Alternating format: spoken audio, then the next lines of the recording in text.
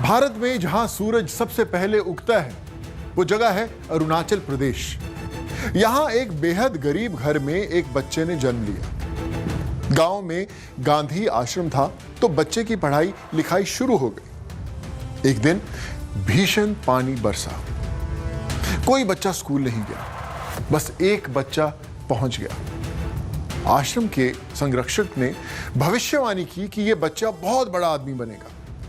बच्चा और बड़ा हुआ तो एक बड़े स्कूल में उसकी सीट किसी नेता के बेटे को दे दी गई।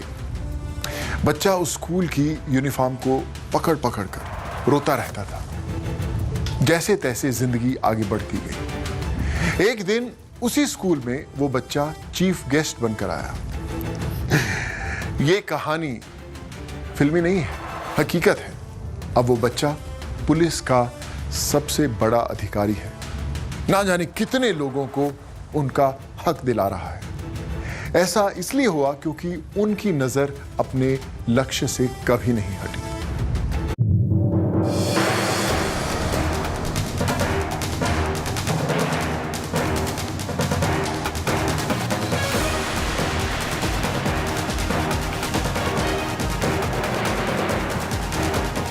मैं रॉबिन हिबू हूँ, special commissioner of Delhi police हूँ और 1993 आईपीएस बैच का हूँ और प्रेसिडेंट हेल्पिंग हैंड जो नॉर्थ ईस्ट के एनजीओ भी हूँ।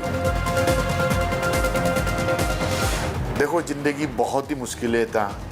जहाँ से हम जिंदगी शुरुआत किया है वो कस्तूरबा गांधी सेवा केंद्र आश्रम, जो मेरे गांव से बाहर, गांव के बाहर जो जंगल के सामने में है, जिन्होंने एक गांधीवादी एक औरत जिसका नाम है गुनोबाइडो, जो महात्मा गांधी के आह्वान पर, उनका जो आह्वान पर गुवाहाटी से आए, ट्रेनिंग लेकर के गांव में उन्होंने गांधी आश्रम खोला। हमें आज भी याद है, मैं हमेशा इसको कहता हूँ, रघुपति राघव राजाराम जिंदगी का बचपन से पहला गान हमने जो सीखा है। और इसी स्कूल में हमें बापू के बारे में, आज़ादी की फ्रीडम फाइटर के बारे में, संग्राम के बारे में, देश के बारे में, मेहनत और ईमानदार जिंदगी में कैसे रंग ले आते हैं, सारी चीज़ सिखाया गया है। एक बार बहुत ही बारिश हो रहा था, तूफान हो रहा था, कोई बच्चा नहीं आया, लेकिन मैं अपना मुझे बचपन से स्कूल उसी आश्रम में जाने का बहुत ही पसंद था। तो मैं गया, तो मैं अकेला पहुंचा, सारा कपड़ा भीग गए। तो उस सेविका ने मुझे गले लगाया, बोला कि बेटा तुम्हें बहुत ही, तुम आगे बढ़ेंगे, ऐसा मेहनत करते रहना, तुम इतना बारिश तूफान में भी आया पढ़ने के लिए। जब मैं 5वीं क्लास में किया था तो डिस्ट्रिक्ट में मुझे सेलेक्ट हो गया कि रामाकृष्ण मिशन स्कूल नरोत्तम नगर के लिए। बहुत ही खुशी हुआ। उस स्कूल में पहुंच करके वहाँ में अच्छा वातावरण है, हॉस्टल है, बहुत टीचर सारे हैं, सब कुछ ठीक ठाक है। तो मुझे वहाँ 2 महीना पूरा अपना ज़िंदगी बहुत अच्छा एक नया एक माहौल मिला, पढ़ना शुरू किया। लेकिन 2 महीने के बाद में मुझे एक बार वहीं का जो स्वामी जी जो प्रिंसिपल था, उन्होंने बुलाया कि मुझे बोला कि तुम नेक्स्ट ईयर को आओ। तो मुझे समझ में नहीं आया, मुझे नेक्स्ट ईयर को क्यों बुला रहा है, क्यों? मैं अभी तो ऑलरेडी मुझे एडमिशन मिल गया, सब कुछ हो गया। तो मुझे वो बता नहीं अभी जो है ना, इस साल ज़्यादा ये नहीं है, मुश्किलें हो रहा है, तो नेक्स्ट ईयर को आ जाओ। बहुत ही दुख लगा, मुझे बताया नहीं, तो मैं रोते रोते वहाँ से निकल गया। बाद में पता चला मेरे जगह पे किसी नेता का बेटा को एडमिशन कराने के लिए मुझे वहाँ से निकाला गया।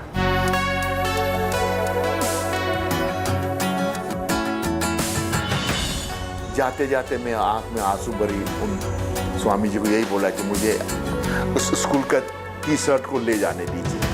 टी-शर्ट को मुझे लेने दिया, अपना बॉक्स को उतारते हुए वही बस आश्रम में वापस पहुंचा। शर्म भी लगा, बहुत दिल भी दुख हुआ, टूट गया दिल। और वही टी-शर्ट को हर शाम को देख देख के रोते थे हम कि मेरा क्या गलती है, मुझे वहाँ से निकाल दिया गया।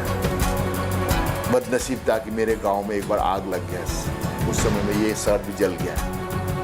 तब से इसका यादगार मेरा मिट गया, नहीं तो मैं तो सोचा जिंदगी भर रखूंगा। आज भी मुझे याद है जब मैं आईजीपी बन करके मुझे उसी नरोत्तम नगर स्कूल में जो चीफ गेस्ट के लिए बुलाया था, मुझे स्कूल का फंक्शन में गया, बेझिझक होकर वर्दी में पहन के गया।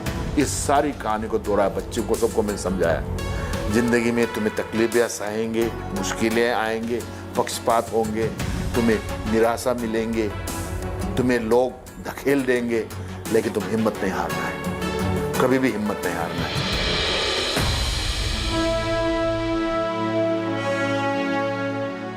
हम सेंट स्टीफन कॉलेज में भी जा सकता था, लेकिन मेरे पास, पिताजी के पास पैसा नहीं था। वो अपना, मेरा बड़ा भाई उस समय में डॉक्टर पढ़ रहा था, तो मुझे वहीं लोकल कॉलेज में, जवाहरलाल नेहरू कॉलेज पासीघाट में एडमिशन लेना पड़ा। आज भी याद है जब हम जेएनयू में, जब हम यहाँ में यूपीएससी के लिए पढ़ रहा था, मेरी बहन का देहांत हो गई थी, लेकिन मेरे घर वालों ने बताया भी नहीं, क्योंकि वो मेरा सबसे प्यारी बहन थी जो मुझे बहुत प्यार करती थी।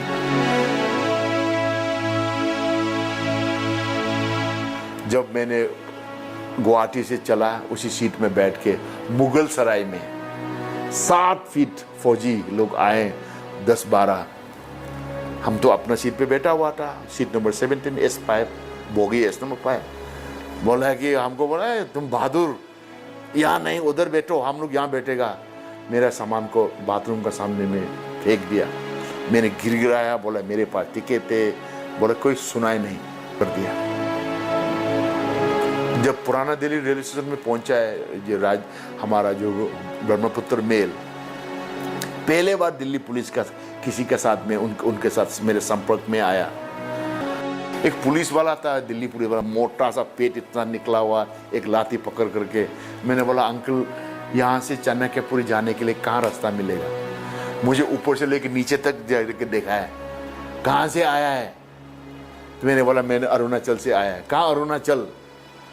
उधर जाके पूछ लो।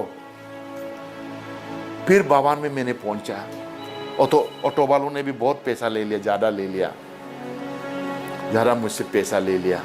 आर्गूमेंट के आप तो मालूम नहीं है, कोई बात नहीं। बावान में पहुंचा मैंने 7:15, आज भी याद है, पुराना से एक घड़ी था। जब पहुंचा तो उसमें तो सब लोग उठ करके जो भी कर रहा था, सब लोग, चौकीदार ने बोला कि जब तक ये रेसिडेंट कमिश्नर नहीं आएगा कुछ नहीं हो सकता, अब इंतज़ार करना पड़ेगा। कोई बात नहीं, इंतज़ार किया, अपना बॉक्स को बैठ के वेटिंग रूम में कोना में बैठ करके इंतज़ार किया। इंतज़ार करते करते रहा, 9:30 हो गया तो एक मजूमदार नाम IAS ऑफिसर, वहाँ का जो है ना उस समय में जो इंचार्ज था, वो आया। तो मैंने कहा कि सर ये मेरा JNU का एंट्रेंस का है, मैं इंटरव्यू के लिए आया हूँ, मेरा कोई नहीं है दिल्ली में, मुझे सोने के लिए कहीं जगह दे दो। तो वो बोला कि तुम्हारा कहीं रिजर्वेशन है, कोई VIP रेफरेंस है, किसी ने तुम्हारे बुक किया? बोले नहीं सर मेरा कोई नहीं है, ना मैं किसी को जानता हूँ, मैं कहता हूँ सर मैं आप ही को मदद कर, मैंने हाथ जोड़ा। तो बोला तुम इंतज़ार करो। जब मैं नीचे में जो बोला कि एक गोदाम में, ठीक है सर मैं वहीं सो जाऊँगा, नीचे जाके देखा था हाँ आधा में प्याज आधा में आलू था, थोड़ा जगह था, उसमें विंडो कहीं वो नहीं था, एक छोटा सा वो हवा जाने के लिए एक छोटा सा ये था, उसमें हम अपना जो न्यूज़पेपर वाला उसको बिछा के थोड़ा साइड करा के, झाड़ू थोड़ा करा के कोने में हम रख लिया, और रात को वहीं सोया।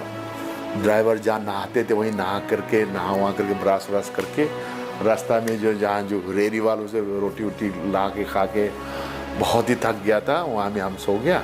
उसी को पहन करके हम JNU में इंटरव्यू के लिए हम गया और सेलेक्ट हो गया।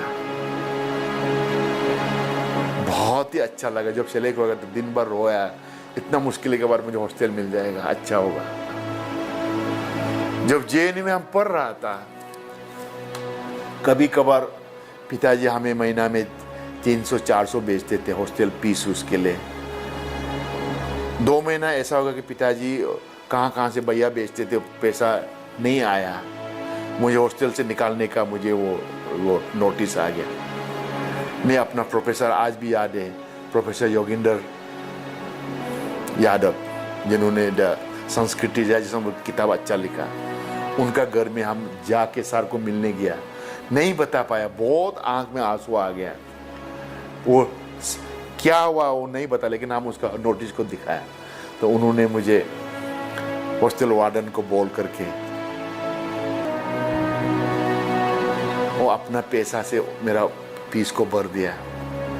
बोला बेटा जब बाद में आए तो तुम दे देना, चिंता मत करो, वो कभी नहीं भूलूंगा। हमें भी दिल्ली में जलील होता था, बहादुर, नेपाली, कांचा, तुम ताइवान है, तुम कोरिया है। हमें जब भी दुकान में जाते थे तो जहाँ 100 रुपये हमें 200 लेता था, जहाँ हम घर भाड़ा में देता था हमें ज़्यादा पैसा लेता था। तो जहाँ पे इवन ऑटो वाला भी, टैक्सी वाला भी जो बताता था ज़्यादा लेता तो बहुत हमें मुश्किलें सामने पेश करना पड़ा। मुझे वहाँ अपना गांधी आसाम, मुझे लगा मैं हिंदुस्तानी हूँ या ये भारत का रहने वाला हूँ। लेकिन जब वहाँ बाहर जाता मुझे लगता है कि हमें दूसरा मेरे चेहरे के कारण, क्योंकि हम उनका जैसा दिखता नहीं है तो मुझे बोलता कि तुम विदेश वाला ये है वो है। इसमें फ़र्क ये आया कि एक तो कि अभी बहुत लोग जो पहले बहुत ही इंसिडेंट बहुत बड़ा मतलब हर रोज़ होता था, आजकल बहुत डाउन हो गया। पुलिस का रिकॉर्ड में भी है, चाहे तुम नागालैंड का हो, चाहे अरुणाचल का हो, चाहे मुंबई का हो, क्या तुम हम सब एक हैं। और इस एकता में अनेकता को हम सब मिल करके इसको और आगे इस फूल को खिलने देना है। और तुम जहाँ भी जाओ मेहनत करना है। और इस बात को मैं हमेशा बोलता हूँ, जैसा जॉन एफ कैनेडी ने अपना देशवासियों के लिए कहा था, अंग्रेजी में कहावत है, you ask your self what you can do for your country. मतलब तुम अपना आप को पूछो कि तुम देश के लिए क्या कर सकता है। ये नहीं सोचो कि देश तुम्हारे लिए क्या रहा है, देश तो हम ही बनाते हैं ना।